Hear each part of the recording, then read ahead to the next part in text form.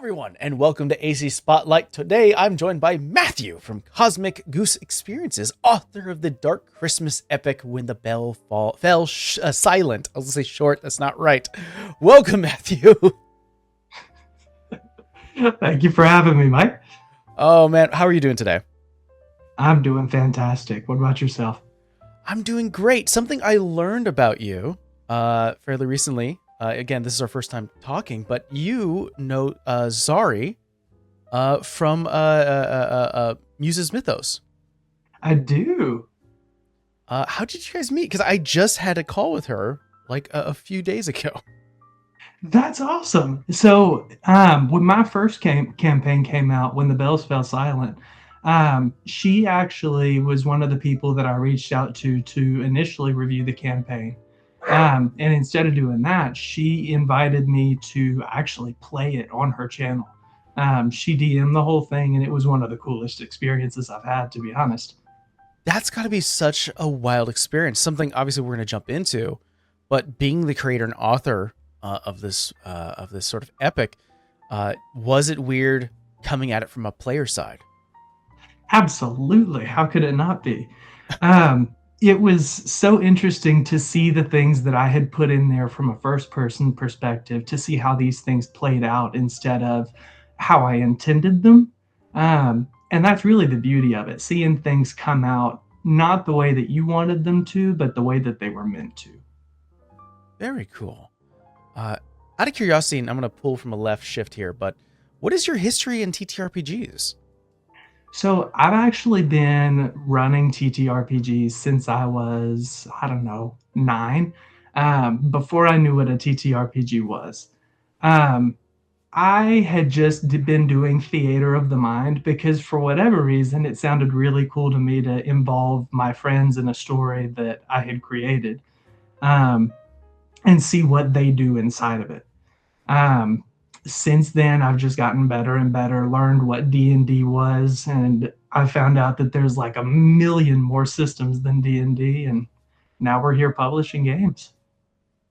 Uh, there's this fun concept of taking something that is like wholesome and positive spirited and kind of shaping it into sort of a dark epic adventure, which I think is just so intriguing. Uh, is that the inspiration, or was there a different inspiration for making the Dark Christmas epic? So the Dark Christmas epic was a commission that I was asked to do from a gentleman from Canada. Um, he was willing to let me publish the campaign, as have most of the people that I've created for been. Um, he came up with the idea for Dark Christmas, and when I heard that, just every bell in my head went off. Like, uh, you think the Grinch is as dark as Christmas gets, and then you make a Dark Christmas, and it just opens everything.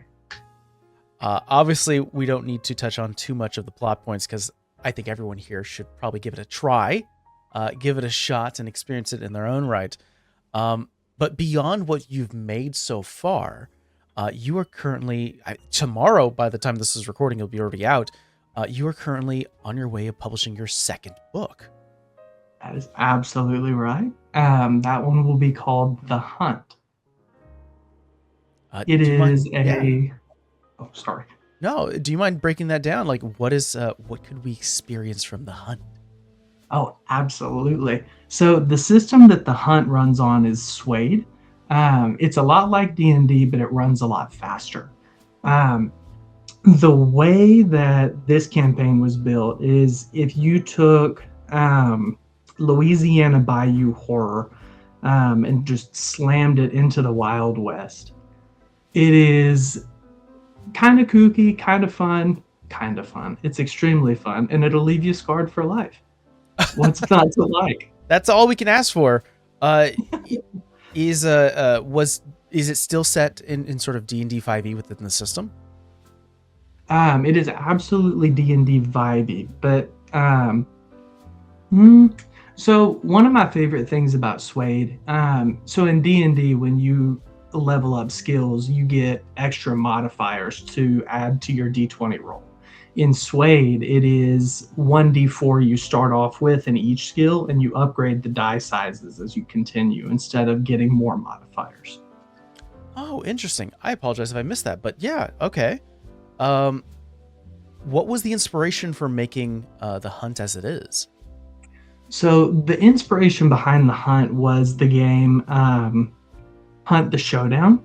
There's a lot of common threads that intertwine between the two.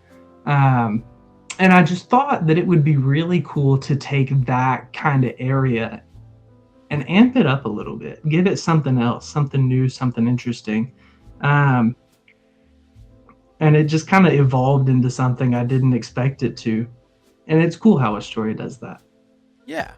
Has there ever been during the process of making the hunt, I know when it comes to like the writer or the creative standpoint, there's a lot of ideas that you get at first that you have to put down, and then you start to like wheedle down to what you find.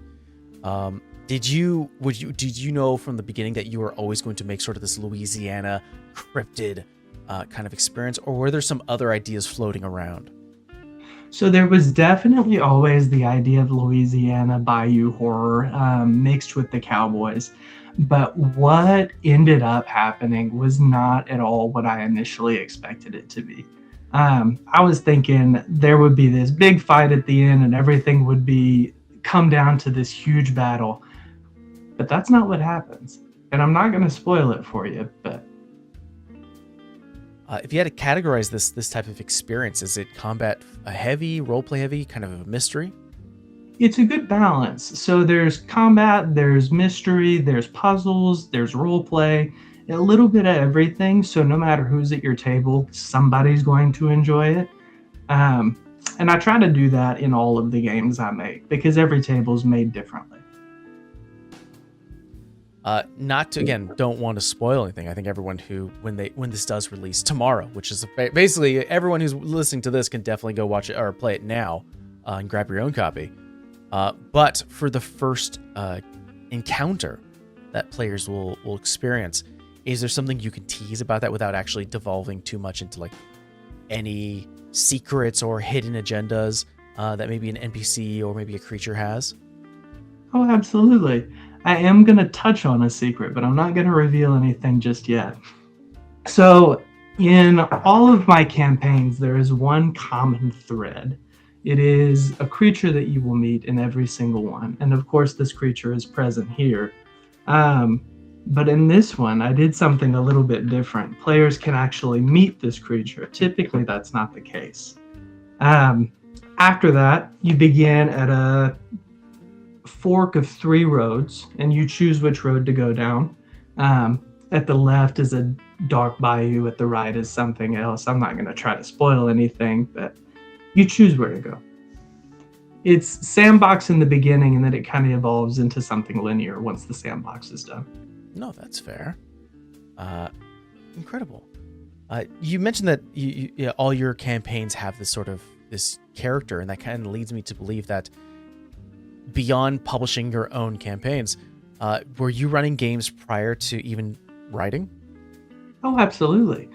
But this character, I'm going to let you in on a plan that I have for the future. Many, many, many years from now, you're going to find out who this character truly is. And there is a campaign that I've been building towards ever since I started DMing. And that is the campaign where you find out why my publishing group has the name it does. Oh, interesting.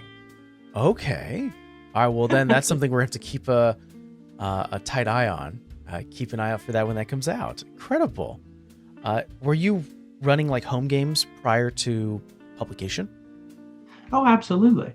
I ran as many games as I could. I ran games so often that people refused to play every single day like I wanted to. It's just sometimes you find a thing that you know that you're meant for.